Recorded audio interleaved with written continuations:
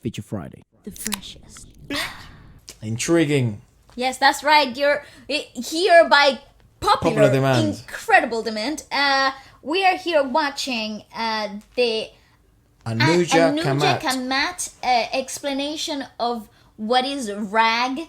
And you guys, I have to be honest, I've been incredibly interested in the whole, more technical aspect of the singing itself. So yeah, let's have a look. Let's see what Yeah, let's have a look at it. Literally. ANUJA.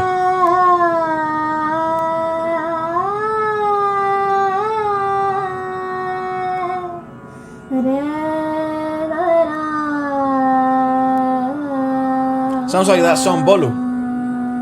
Yeah. Hi. Well, this was an attempt of mine in singing Raag Bhairav. Many of you all might be having this doubt. What exactly is a Raag? Why don't we take this up today? And many of you. Welcome to this episode of the Basic Theory of Indian Music with me, ANUJA Kamat. Oh, very nice. Nice! As you do Of Indian classical music. with ANUJA Kamat. People who are watching this episode today, many of you all might be acquainted to Indian classical music, many might not be. But I'm sure that each and every one of you all must have Taking heard notes. this Where's my term notebook? Raag at least once in their lifetime. No, not Well, until this term like of- 28 days ago. Not until a month ago. But Maybe we did. I mean, it seemed father was somewhat familiar. I'd seen him in concerts before. I didn't. In the what did you say, father? Was it the 80s or the 70s? The 70s. Most of them. So he was certainly more familiarized with us. It's truly a shame he wasn't on the podcast, in the Indian special podcast. But we will do a South Indian podcast for the first, because it seems to be more like different regions seem to have different songs, music. So styles itself. So genres, yeah. So we will definitely start, delving deeper as we've done with other music industries, and just expand our knowledge as the more we progress. Something I've been thinking about also. I said it, like I want to buy a tabla, and now that we have this kind of little gigs coming up, like I wanna involve these sounds that we're learning through the podcast. And yeah, it was very bizarre because yesterday someone came over and they were like, we were just in the cinema and someone came over and they were like, oh, I'm from India and I watch the podcast and stuff like that. And that clicked to me. I was like, fuck, if people,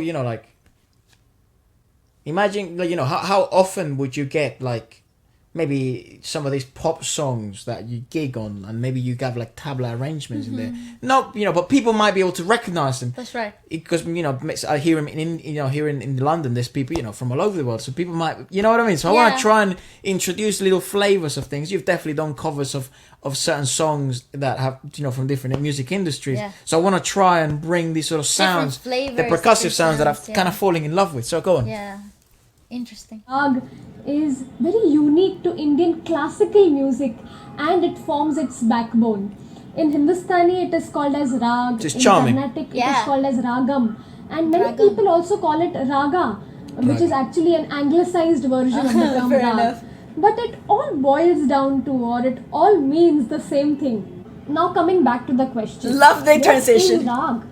Well, in the simplest terms, Raag means a melody which is used to express a feeling. Now Okay. you will ask, what is a melody? Melody is a ear-pleasing combination of musical notes. But mind you that a Raag is not a very random combination or a random melody. To understand the concept of Raag, you will have to understand the three layers which form a Raag, or the three steps in the formation of a Raag. The Dude, first this step is a of masterclass for understanding that free. Raag is a set of notes arranged in an ascending and a descending order. Okay. The ascending order is called as Aroha, while the Aroha. descending order is called as Avroha. There have to be minimum 5 notes in the ascending and 5 in the descending. That's very The structured. number of Five. notes in a Raag Also, that's- determine what we call as the jati of the Raag. So if there are 5 notes in the ascending and 5 in the descending, the Raag is what we call as Odav Odav Jati Raag. Odav means 5. The example of Odav Odav Jati Raag is the Raag Bhoop, which has 5 notes in ascending, 5 in descending. Sare ga pa dha sa, all original notes. Sare ga pa dha sa, sa dha pa ga re sa.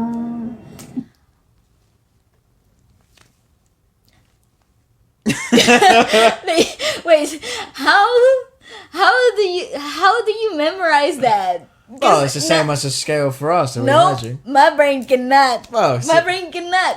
Now I'm thinking do re mi fa sol la because I can't think of the other way around. I no longer know what la is. I know. What the hell is that?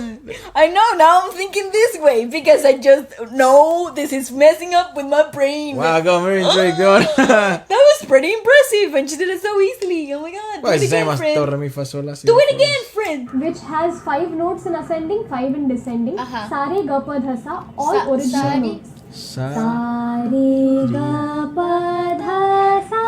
Ooh. Sare ga pa dha sa. Sa dha pa ga da sa. It's hard. It's hard. Of Raag Bhoop. If there are 6 notes in the ascending and 6 in descending, it is called as Shadav Jati Raag. Oh, so it And if changes. there are 7 notes in the ascending and descending, then it is called as Sampurna or just Sampurna Jati Raag. Now, Sampura. interestingly, there are some rags which have a mixed jati. Like they have 5 notes in ascending and 7 notes notes while in descending. descending. So it's Uh-huh. called as Odav Sampurna Jati Rag. And similarly, many have 5 notes while ascending and 6 Six. notes while descending, Yeah. making it Odav Shadav Jati Rag, and so on and so forth. A rag is As you formed do. by the combination of the notes in this set. Okay. And while singing one rag, you cannot use the notes beyond this set. You have to use only the notes from this set. If you use something which is not in this set, then you will be breaking the rules of the rag, which is not at all acceptable. Now comes Right. step number 2. The second step is knowing that every rag has a chalan, or there are rules Chalan. when it comes Chalama to rules. combination of notes. Okay. For Western music students, this is exactly the difference between the Western concept Pause. of scale or mode and Exactly what I was going to Right, emphasize. right. The ginormous amount of structure imposed through classical Indian music. It's something completely foreign Yeah. to the Western musical industry. theory, Yeah, I yeah. guess. And in musical industry examples, it's bizarre that it still maintains its orthodox approach. That's right. In singers that would be considered, I guess, playback pop singers like Arijit and Shreya, and Sonu Nigam, it still maintains this sort of formalized, structurized, because there are rules, and they're actually, from what I've been reading in the comments, it's shunned upon. If you break these rules, not acceptable. It's a disrespecting, The genre itself. as if it was a commandment. Exactly. That's a crazy concept to try and understand if you had never been exposed to to, Indian to classical both, music to before, both the West and the East. Yeah. So that's certainly.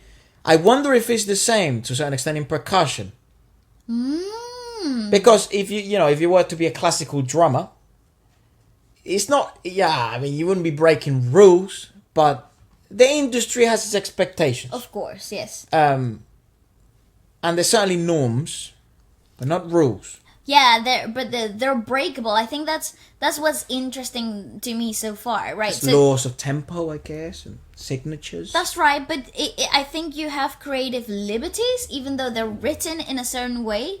You can always take creative liberties, and I don't think that's the case here. You cannot take creative liberties outside of in the the rules. order. Yeah, That's the main problem. Order. that's right. So if the structure has already been set, it's set in stone. So you cannot break them, and you cannot.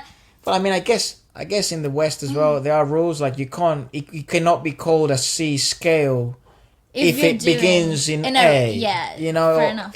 or it can't be a Dorian scale if there is not an interval that change. You know what I mean? It's like Yeah. there are rules, I guess. I suppose, but then there's always the freedom of Well, you certainly here you're limited on the creativity. exactly. I guess. I suppose that there's always that.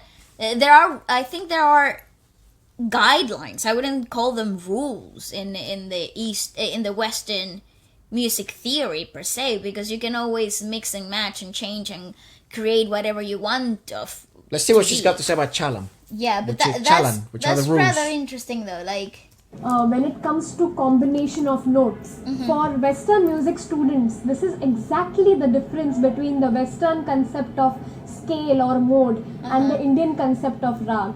When it comes to a scale or mode, you can have the combination of any note with any note in the set.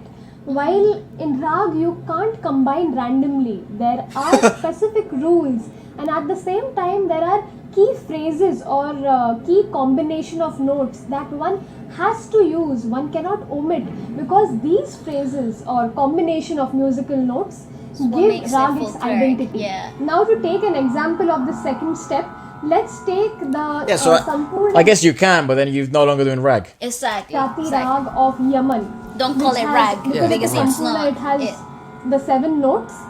Rag But instead Yaman. of taking the original positioned ma, we are taking the variant of ma, which is Tibra ma. So the set sounds something like this. Sa re ga ma pa dha ni sa, sa re da pa ma ga re sa. That is so When hard. it comes to singing or elaborating Rag Yaman, your teacher will tell you that Yaman does not really take the phrase Sare Ga.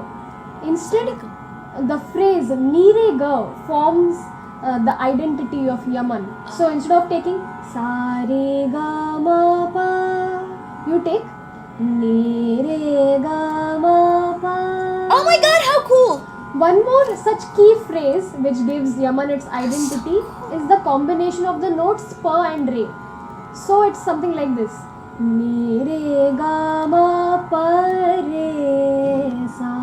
Oh wow, The and that's third a rule of scale. Yaman I used is, to think, okay, that's really interesting because I used to think that was a liberty. the peculiarities in the note distortion were part of modernisms made by the singer's personality, like singers. Yeah, well, liberties, Yeah. were mannerisms, were. Absolutely, singing mannerisms taken by the singer. So us calling the mannerisms all this time have been wrong.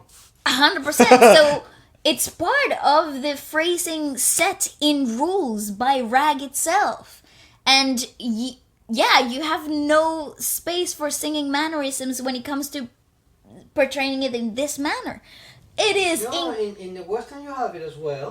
You have glissando, increscendo, and glissandos denuendos. yeah, but they're not okay. Not rules. They're not. But you wouldn't stop doing a genre because you changed the glissando itself. In this particular case with rag, it's so structurized that if you change the sequence of notes and even the phrasing of the words itself, you're no longer doing rag. Well, as a matter of fact, the most popular songs that have, I guess, are pinnacle pieces of, the human race from the West are fusion songs. They're songs that fuse concepts together. They're Exactly. not original pieces unless it's classical music.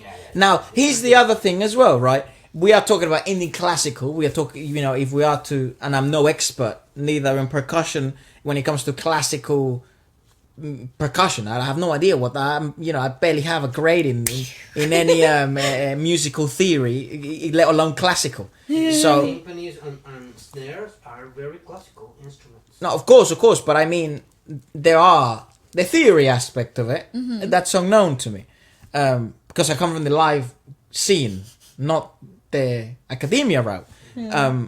I can understand, and I guess I will be able to discuss this with someone who may know very well. But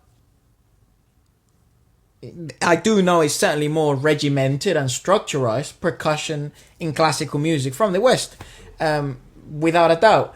Now, singing in the West in classical music, it's also a bit more regimented for sure and classical. Most and definitely. The difficulty sometimes is classical singers wanting to then evolve or step into the modernized contemporary scene. It's very fucking difficult. And it always sounds bizarre. They never kind of get a grasp on it because It's like once you get that vibrato to get it out, woohoo! yeah, once you're born from those ashes, Yeah. they're ingrained in your skin. That's right. It's So- like in your DNA. What even my utmost respect now has like by some of these singers like Arijit and Shreya, that they are born then in this classical influenced world, right? In India, where I guess regiments, structure, and rules have one issue. They cause predictability. They're absolute though. Yeah, they're absolute, and they create predictability, right? But their music, even though it is consistent and it falls into a genre, it never becomes monotonous. That's right, because of its. But that's weird though, because of its predictability and its absolute rules. You wouldn't think that the last thing you would hear as a fusion of a song would be unpredictability. Yeah, maybe it's still unpredictable for us because we're still very new, but I you never see it coming because of the popular music nature that they do. They follow intervals. Intervals. Yes, they follow Western and rag intervals in their music. Depends if they're doing classical music or classical influenced. But they do a lot of popular music that is heavily influenced by these rules that you're hearing now, which is why we're into this video. I imagine someone who knows all the answers that we're saying. It's like hitting themselves with the keyboard.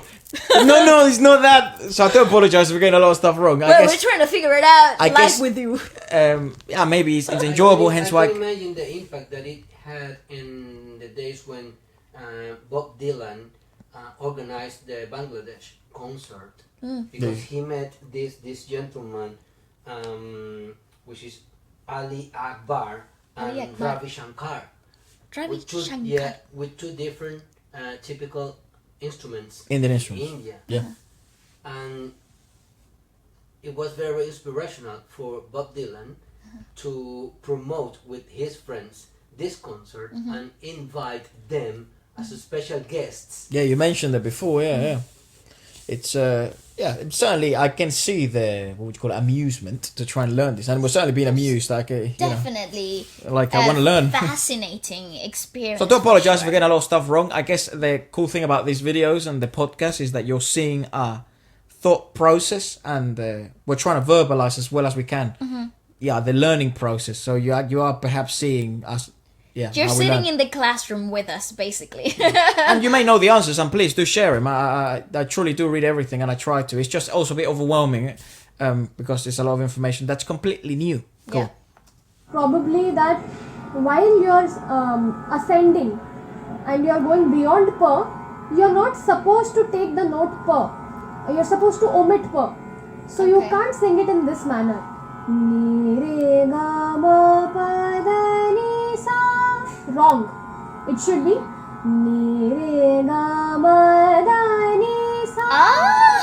And while descending, of course, you can take all the 7 notes. Whoa, cool. Ni re ga ma da ni sa. Sa ni da pa ma ga re sa. That's Yaman. Now this concept of chalan in the rag is very interesting because you can have 2 rags with the same set of notes, but the chalan of each rag is different, and that gives the flavor to the rag and distinguishes one rag from the other. Okay. Kind of like a brightness scale. It's like playing with Marwa and Raag Soni. Or it's like playing with the time signature on a normal scale. So if you were doing like a do re mi fa sol la si do type of scale, you can play with the rhythmicality of it as you're working in the scale itself. So no brightness. No, I don't think she refers to the brightness or the diminished sound itself. I think it's talking about because I just saw it in the previous one, right? So she's playing the same 7 notes, but the way that she's doing them then plays also with the rhythmicality of it, and that changes completely how it's sung. So let's continue. I'm totally talking crap out of my head. I don't understand much. They have exactly the same notes, 6 notes in ascending and 6 in descending. All right. But the chalan is different. The set of notes sounds something like this. Sa re ga ma da ni sa. Sa ni da ma ga re sa. Ooh, friggin' hell. But when you're singing Marwa, your teacher will tell you to rest on re and dha mode. See, so it sounds like this. It's more elongated, it's prolonged. Sa da ni re Right, okay. That's what I thought.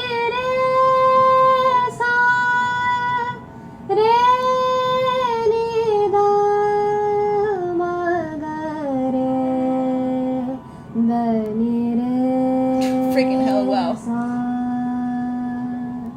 Because of the rest So of hard. work, you see how the rag got a very contemplative feeling. It's as if a man is thinking about the meaning of life and thinking about So deep. philosophy.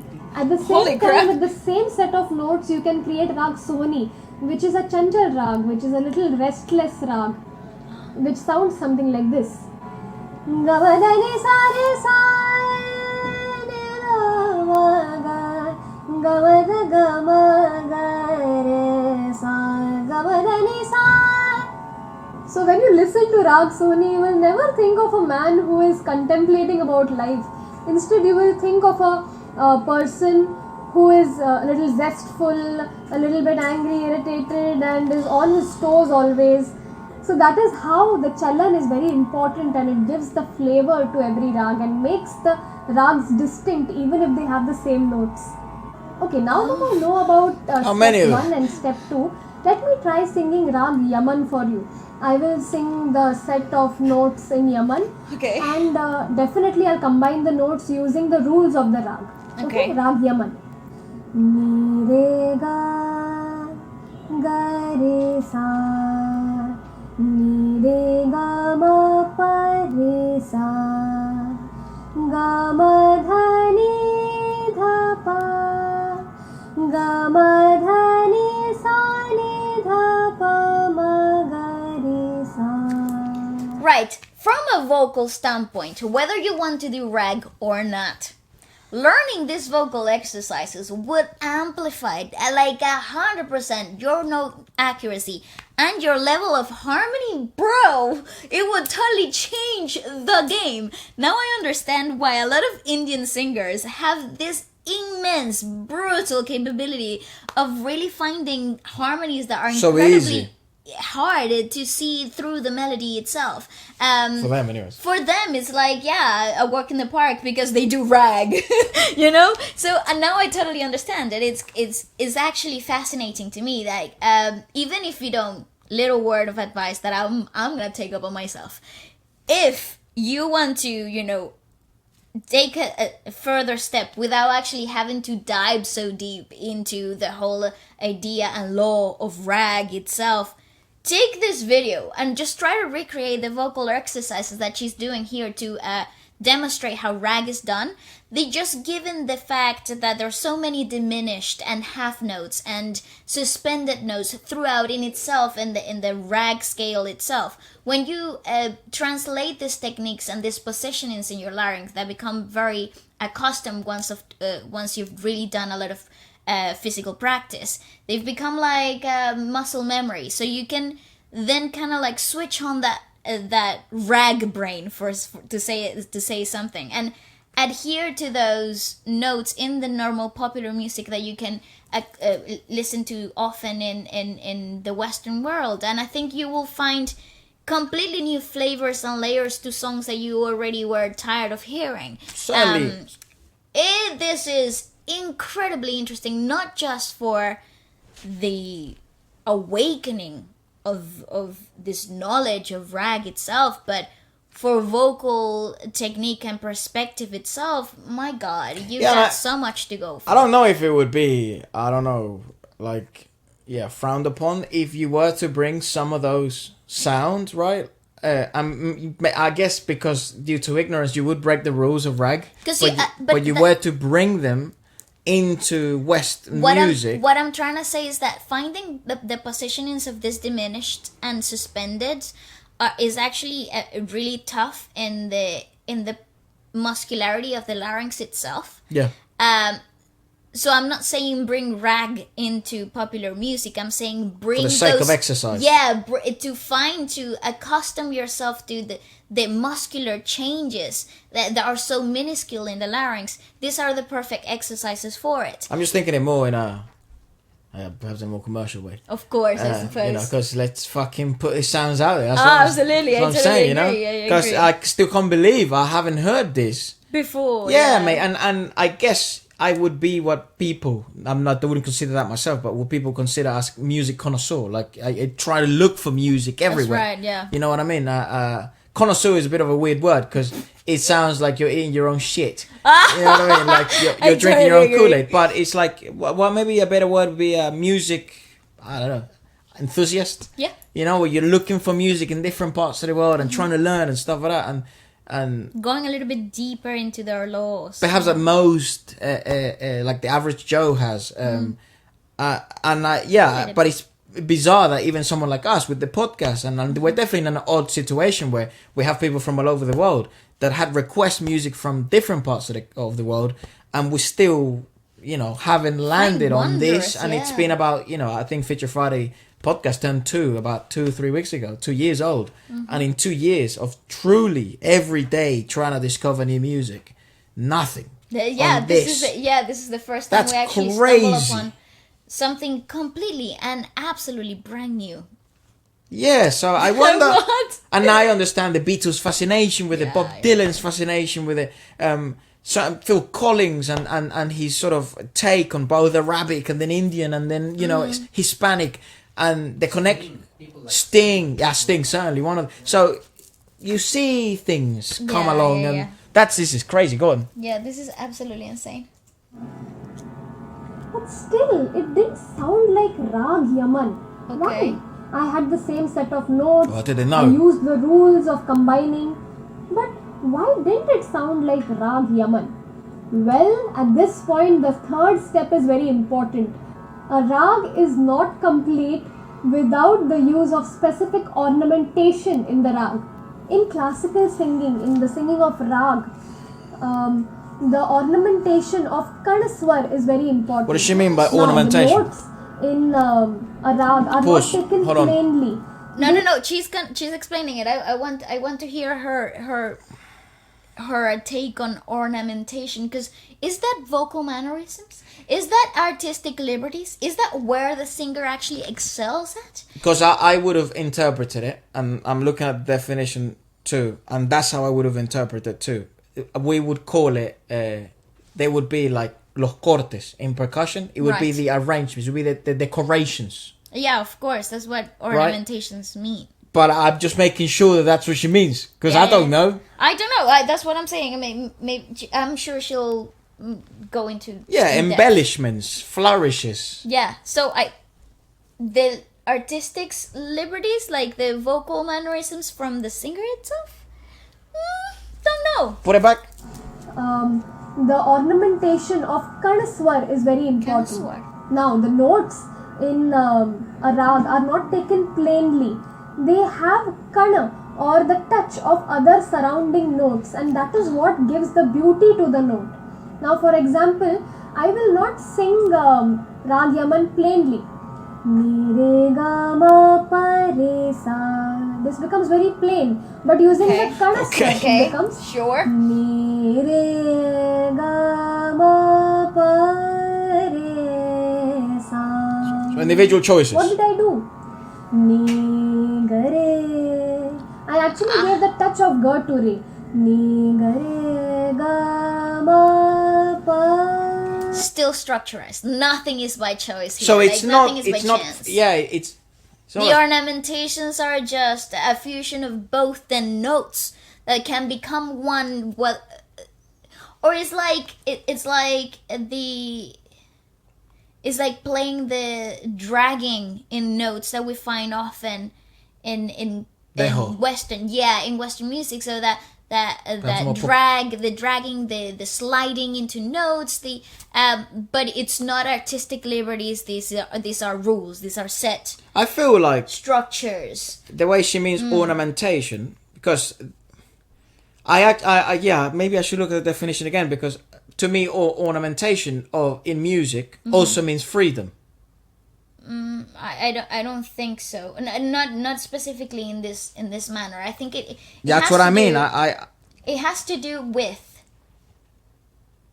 Well, definitely. with the adding the flavor to the sequence of notes itself, so it becomes more soulful. There is like an an arpeggio, emotion. like an Exactly. arpeggio in a song. You So know? it's like playing with tempo and the rhythmicality of it in order to actually tell a story with the melody alone. I think that's where we're getting at. Like when in music theory you see yourself with triplets and links and their joined notes, and I think it's all because of the rhythmicality of it. But in this case, it's actually Boxed. structurized. Yeah, that's what I mean. So that's a different. That Type she of means ornament. Yeah, she means something different. Like a flavoring. Like I don't know. No, she means structurized decoration. So she's been given a box of ornaments for the Christmas tree, but there's only 5 or 6 colors. That's right. But that wouldn't even be a good analogy, because you can't just put any ornament in any order in the tree. No. I know, this is I don't understand. Go on. I think I say Maybe it's a bit customized in the structure. I don't, because she says, because chalan means order, law. It means a rule, Absolute and every truth. order, it's necessary. If not, it's not called rag. Yeah. So how is the ornament? The whole point of decoration, of ornamentation, it's to artistic liberty. take freedom. Maybe we need to Freedom. we need to spend 20 years. Yeah, spend 20 years in India. She grew up doing it. Yeah. Friggin' hell. God. Maybe we've misinterpreted. Maybe I shouldn't have focused on the word Ornamentation. so much. Go on.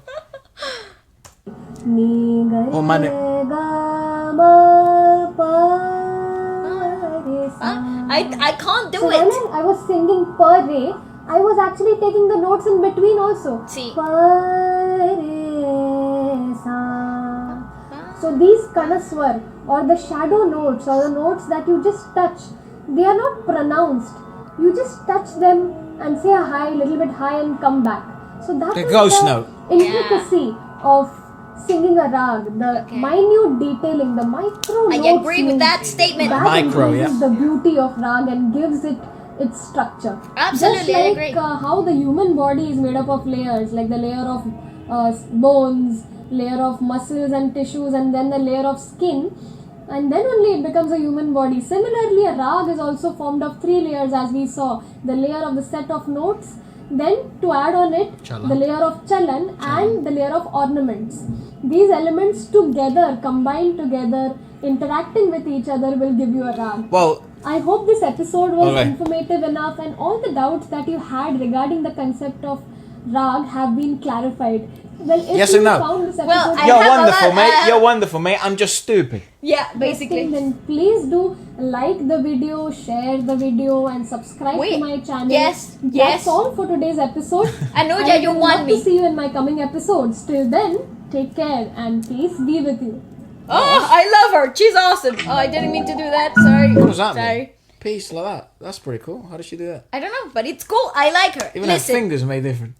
Hey, no, I here's another thing that I wanted to talk about. Yeah, go on. The visualization aspect of singing rag The is journey. huge, right? So when I talk about, because I know a lot of you guys send me a lot of questions over on Instagram and here on the channel, where it's like, what do you mean by visualization when you sing? Like, what does it mean to have a journey when you're singing? And I think in rag specifically, I've seen it very clearly, and it's like a part of the performance itself, the physical changes that you have to go through, because there's such micro notes in between, right? Like that So makes it minute, so the changes.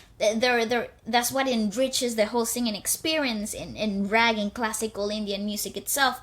They physically use their bodies to actually see where the song and the singing journey it's going, and I've always been an advocate for that, because physical changes with the hands and maybe the head or the physical movement itself actually helps you visualize what the little muscles inside of your larynx actually do.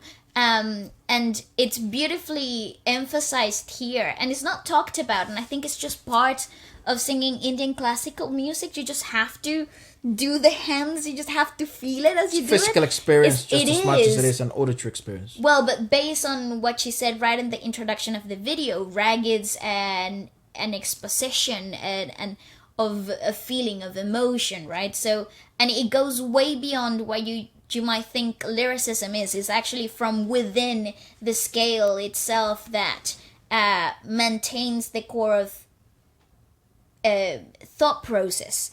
It's really beautiful. It's so in depth, and I have so many questions. And yeah, this is. I feel like I'm not even scraping the surface. It'd be really good.